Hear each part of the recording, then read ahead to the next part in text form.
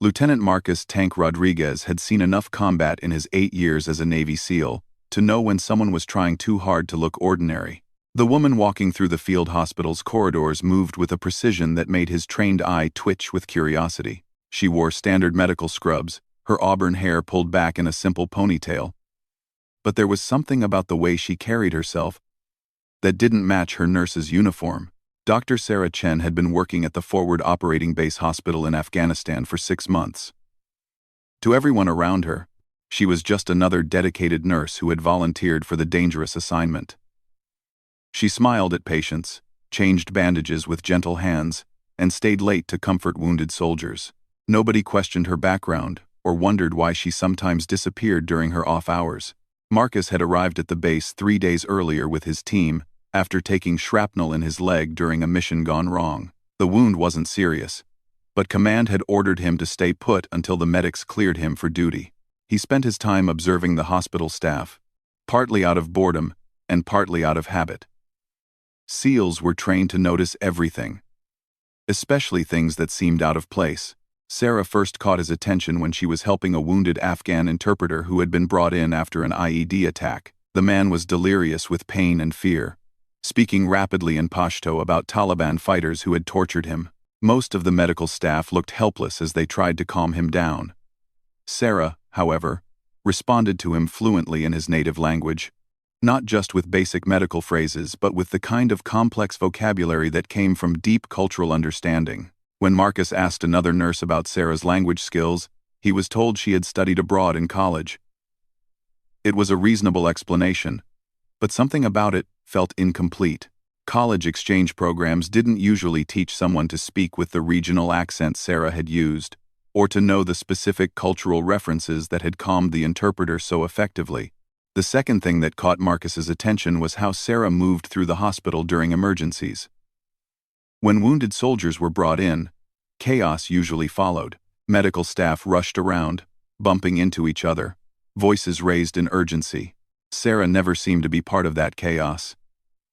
She moved through it like water flowing around rocks, always seeming to be exactly where she needed to be at the right moment. She anticipated problems before they happened and solved them without anyone noticing. Marcus began watching her more carefully. During his physical therapy sessions, he positioned himself where he could see the main trauma bay. Sarah worked with an efficiency that spoke of extensive training, but not the kind nurses typically received. When a soldier came in with a gunshot wound to the chest, Sarah's hands moved with the precise confidence of someone who had seen such injuries many times before. She didn't flinch at the blood or hesitate when making split-second decisions about treatment priorities. One evening, Marcus was sitting outside the hospital smoking a cigarette when he saw Sarah leaving through a side exit. Instead of heading toward the quarters where the medical staff lived, she walked toward the perimeter fence. She moved with purpose, checking her surroundings in a way that reminded Marcus of his own team's security protocols. When she reached the fence, she spoke briefly with one of the guards, then continued along the perimeter, as if conducting her own patrol. Marcus's curiosity turned to genuine suspicion when he noticed Sarah's hands.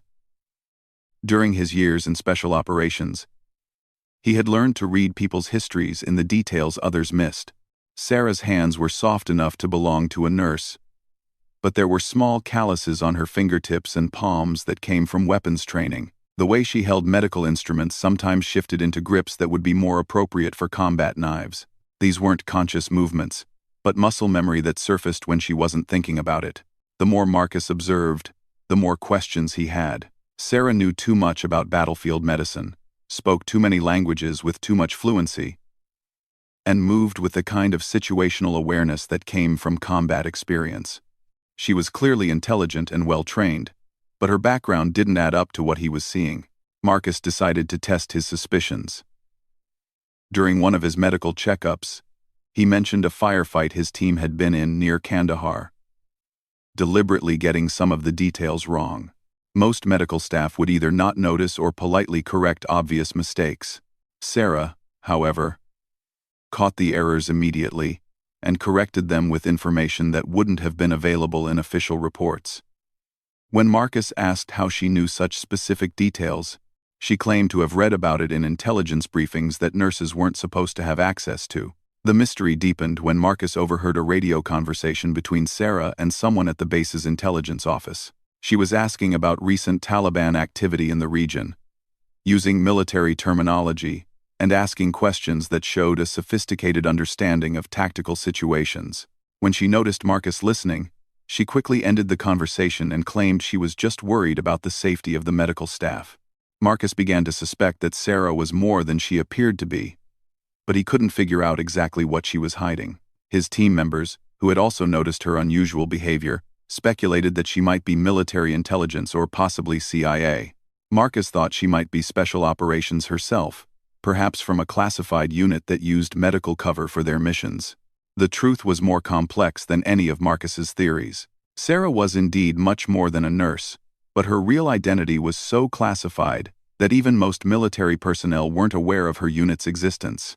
She had been placed at the hospital as part of a deep cover operation to gather intelligence on enemy activities in the region. Her medical training was real, but it was secondary to her primary skills as an elite operative. Sarah had noticed Marcus watching her and was concerned that her cover might be compromised. She had read his file and knew his reputation as an observant and skilled SEAL. She began to modify her behavior, trying to appear more like a typical nurse, but it was difficult to suppress years of specialized training. She found herself constantly having to think about simple actions like how to walk, how to hold medical instruments, and how to respond to conversations. The tension between them grew as Marcus became more suspicious, and Sarah became more careful. Neither knew that their careful observation of each other was about to become irrelevant. Intelligence reports were showing increased enemy activity in the area, and the hospital was being targeted for an attack that would test both of their skills in ways they never expected. 3 weeks into Marcus's stay at the hospital, intercepted communications suggested that a large Taliban force was planning an assault on the base. The attack would be designed to capture or kill American medical personnel and destroy the facility that had been treating both coalition forces and local civilians. Sarah received word through her intelligence contacts that the attack was imminent, but she couldn't reveal her sources without exposing her cover. The base's security was adequate for normal operations, but not for the kind of coordinated assault that was being planned. The military command was taking the threat seriously but didn't fully understand its scope. Sarah knew that when the attack came, the hospital would be one of the primary targets, and the wounded soldiers inside would be completely vulnerable. As Marcus recovered from his injuries, he found himself drawn into conversations with Sarah that revealed more about both of their personalities. Despite his suspicions about her background, he was impressed by her dedication to the wounded soldiers and her genuine care for their welfare. Sarah, meanwhile, found herself respecting Marcus's professionalism and his obvious concern for his team members who were still in the field. Neither of them knew that within days, their carefully maintained facades would be stripped away in a battle that would reveal the true extent of Sarah's capabilities and forever change how Marcus understood the nature of modern warfare. The attack that was coming would force Sarah to abandon her cover and show skills that would shock everyone who thought they knew her, including a veteran SEAL who believed he had seen everything combat had to offer. The first mortar round hit the base perimeter at 0347 hours, sending shockwaves through the hospital building and jolting everyone awake. Marcus rolled out of his hospital bed, his SEAL training kicking in immediately despite his injured leg. The attack had begun with textbook precision, hitting communications equipment and guard towers simultaneously to create maximum confusion and disable the base's ability to call for reinforcements. Sarah was already moving before the second explosion echoed across the compound. While other medical staff stumbled around in confusion, she was pulling on boots and checking the tactical vest she kept hidden beneath her regular clothes. Her movements were smooth and practiced, betraying none of the panic that was beginning to spread through the hospital corridors. Marcus limped toward the window to assess the situation outside. What he saw made his blood run cold. This wasn't a random Taliban attack or a probe of the base's defenses. Muzzle flashes were visible from multiple positions around the perimeter, indicating a coordinated assault by a large, well-organized force. The attackers had clearly studied the base's layout and were executing a sophisticated battle plan designed to overwhelm the defenders. The hospital's security protocol called for medical staff to shelter in place, while military personnel secured the building. Sarah knew this protocol would be inadequate for what was coming. Her intelligence contacts had warned her that the attacking force numbered over 60 fighters. Many of them experienced veterans who had been planning this assault for months. The base's normal complement of guards would be outnumbered and outgunned. As sirens began wailing across the compound, Sarah made a decision that would expose her true identity, but potentially save dozens of lives. She moved to a supply closet that appeared to contain only medical equipment and activated a hidden panel. Inside was an arsenal that would have surprised anyone who believed she was just a nurse. Military-grade weapons, ammunition, body armor, and communications equipment that was far more sophisticated than anything the hospital officially possessed. Marcus heard movement in the corridor and stepped out of his room to see what was happening. The sight that greeted him stopped him in his tracks. Sarah was walking toward the main ward, but she looked nothing like the gentle nurse he had been observing for weeks. She wore full tactical gear, carried a military rifle with practiced ease, and moved with the confident stride of a seasoned combat veteran. Their eyes met for a moment, and Sarah saw the recognition and shock in Marcus's expression. There was no point in maintaining her cover now. "You're not a nurse," Marcus said, his voice carrying a mixture of accusation and grudging respect. "I'm a lot of things," Sarah replied, checking her weapons magazine. "Right now, I'm the only thing standing between those wounded soldiers and 60 Taliban fighters who want to execute every American in this hospital." Before Marcus could respond, the lights went out as enemy fire took out the hospital's main power generator. Emergency lighting kicked in, casting everything in an eerie red glow that made the building feel like a scene from a nightmare. Outside, the sounds of gunfire were getting closer as the attackers breached the outer perimeter and began advancing toward the main buildings. Sarah moved toward the central trauma bay, where 12 wounded soldiers were bedridden and unable to defend themselves. Marcus followed her, still processing what he had learned. "What unit are you with?" "2," he asked as they walked. "That's classified above your level," Sarah said without looking back. "All you need to know is that I've been waiting for this attack for 3 months, and I'm not going to let it succeed." The hospital's regular security team was already engaged with the attackers at the building's main entrances. Sarah could hear from the pattern of gunfire that they were being pushed back. The enemy had brought more fighters and heavier weapons than the defenders had prepared for. Within minutes, hostile forces would be inside the building, and the wounded soldiers would be completely helpless. Marcus realized that despite his injuries, he needed to join the fight. "I can still shoot," he told Sarah. "My team's weapons are in the security office." Sarah nodded and tossed him a spare pistol from her gear. "We don't have time to get to the security office. The main assault is about to begin."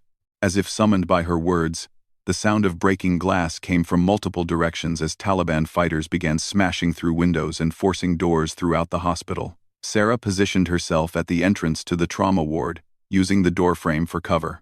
Marcus took position on the other side, ignoring the pain in his injured leg. The first enemy fighters appeared in the corridor, moving in a tactical formation that showed professional military training. These weren't untrained insurgents, but experienced soldiers who knew exactly what they were doing. Sarah's rifle spoke first, dropping the lead fighter with a precise shot to the chest. Marcus fired a split second later, taking down the second man in line. What happened next defied everything Marcus thought he knew about combat medicine and hospital security. Sarah moved through the hospital corridors like a force of nature, engaging multiple targets with an accuracy and efficiency that rivaled the best special operations soldiers he had ever worked with. She wasn't just defending the trauma ward. She was actively hunting the attackers throughout the building. Marcus watched in amazement as Sarah cleared room after room, using advanced tactics that clearly came from extensive special operations training. She moved with the kind of fluid precision that took years to develop, anticipating enemy movements and exploiting weaknesses in their formations with the instincts of a master tactician. The Taliban fighters had expected to encounter hospital security guards and possibly a few off-duty soldiers.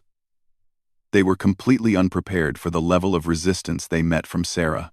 She used her intimate knowledge of the hospital's layout to her advantage, setting up ambushes and forcing the attackers into kill zones where her superior training and equipment gave her decisive advantages. As the battle intensified, Marcus found himself struggling to keep up with Sarah's pace. His injured leg slowed him down. But more than that, he was witnessing a level of combat skill that challenged his understanding of modern military operations. Sarah wasn't just a good soldier, she was operating at a level that suggested training and experience far beyond what most special operations units received. The enemy commander, realizing that his force was taking unexpected casualties, began to adapt his tactics. Instead of moving through the hospital in small groups, he consolidated his remaining fighters into a larger formation and launched a concentrated assault on the trauma ward where the wounded Americans were located. Sarah recognized the shift in enemy tactics and knew that the decisive moment of the battle was approaching. She had eliminated nearly 24 attackers, but the remaining force was still large enough to overwhelm the hospital's defenses if they managed to coordinate their assault effectively. She would need to use every skill she possessed to protect the wounded soldiers who couldn't protect themselves. Marcus saw the determination in Sarah's eyes and realized that she was preparing for something that would either save them all or get them both killed. The woman he had assumed was just a dedicated nurse was about to demonstrate capabilities that would redefine his understanding of what modern warfare looked like when conducted by the military's most elite operatives. The sound of approaching footsteps echoed through the corridors as the enemy's main force advanced toward their position. Sarah checked her ammunition, adjusted her position for maximum tactical advantage, and prepared to engage in the kind of close-quarters combat that would determine whether any of them would survive the next hour. Marcus gripped his pistol tighter and tried to ignore the pain in his leg as he prepared to support Sarah in what promised to be the most intense firefight of his career.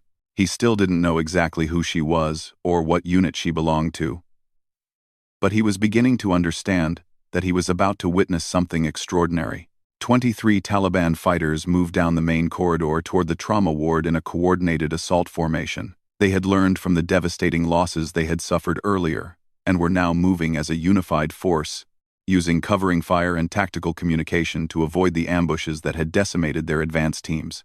Sarah watched their approach through a small mirror she had positioned at the corridor junction. She had eliminated 22 enemy fighters already, but the remaining force was still large enough to overwhelm her position if they managed to reach the trauma ward.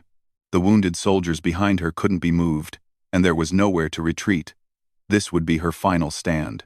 Marcus crouched beside her, his pistol ready but knowing that his limited ammunition wouldn't last long in a prolonged firefight. He had seen Sarah's skills throughout the battle, but what she was preparing to do seemed impossible, even for someone with her obvious training and experience.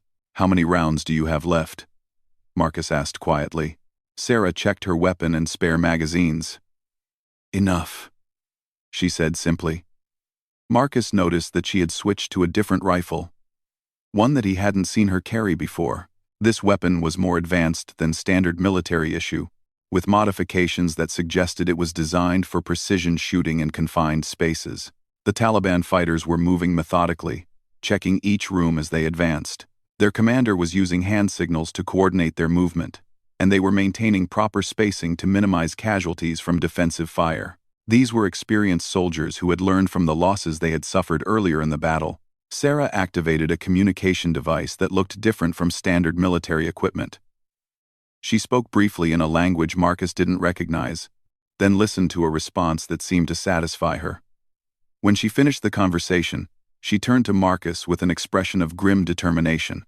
"When this starts, stay behind cover and don't move unless I tell you to," she said. "What you're about to see is classified at levels that don't officially exist."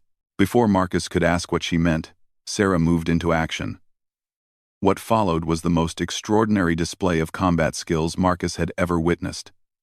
Sarah didn't just engage the approaching enemy force, she systematically destroyed them with a precision and efficiency that bordered on superhuman. She moved through the hospital corridors like a ghost, appearing at positions the Taliban fighters couldn't predict and engaging them from angles they couldn't defend against. Her shots were impossibly accurate, each one finding its target despite the chaos and confusion of close-quarters combat. She seemed to anticipate the enemy's movements before they made them, positioning herself to exploit weaknesses in their formation that they didn't even know existed.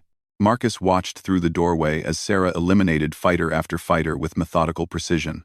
She used the hospital's environment to her advantage, ricocheting shots off metal surfaces to hit targets around corners, using medical equipment as improvised weapons, and exploiting the building's layout in ways that turned every corridor into a death trap for the attackers. The Taliban commander, realizing that his force was being systematically destroyed by a single opponent, began shouting orders for his men to fall back and regroup. But Sarah didn't give them the opportunity to retreat. She pursued them through the hospital, cutting off their escape routes and forcing them into confrontations they couldn't win. What amazed Marcus most was not just Sarah's accuracy with weapons, but her tactical intelligence. She seemed to understand the enemy's battle plan better than they did, predicting their movements and countering their strategies before they could implement them. She fought like someone who had studied every aspect of small unit tactics and perfected them through years of real-world application. The battle reached its climax when Sarah cornered the last group of Taliban fighters in the hospital's main lobby. 8 men with automatic weapons faced off against a single opponent, but somehow Sarah had maneuvered them into a position where their superior numbers worked against them. They were clustered together in a space where they couldn't use their weapons effectively without hitting each other. Marcus watched from the second floor as Sarah ended the firefight with a series of moves that combined marksmanship, tactical movement, and combat skills that he had never seen before. In less than 30 seconds, all 8 remaining fighters were down, and the hospital was finally secure. The sudden silence that followed the end of the battle was almost deafening. Marcus made his way down to the lobby where Sarah was checking the fallen enemy fighters to ensure they were no longer a threat. She moved with the same methodical precision she had shown throughout the fight. But Marcus could see the exhaustion in her posture. 45, Sarah said quietly, more to herself than to Marcus. That's all of them. Marcus stared at her in disbelief. You eliminated 45 enemy fighters by yourself? Sarah looked at him with tired eyes that held depths of experience he was only beginning to understand. It's what I was trained to do. Before Marcus could respond, the sound of helicopters approached from outside. Sarah's communication device crackled to life, with voices speaking in the same unidentified language she had used earlier. She listened for a moment, then spoke a brief response. Your reinforcements? Marcus asked. My extraction team, Sarah corrected. This operation is classified at levels that require immediate debriefing and memory suppression protocols for witnesses. Marcus felt a chill that had nothing to do with the night air coming through the broken windows. Memory suppression? Sarah's expression softened slightly. You're a SEAL. Your security clearance and service record will probably save you from the memory work, but you'll be required to sign documents that will make your previous security oaths look like grocery lists.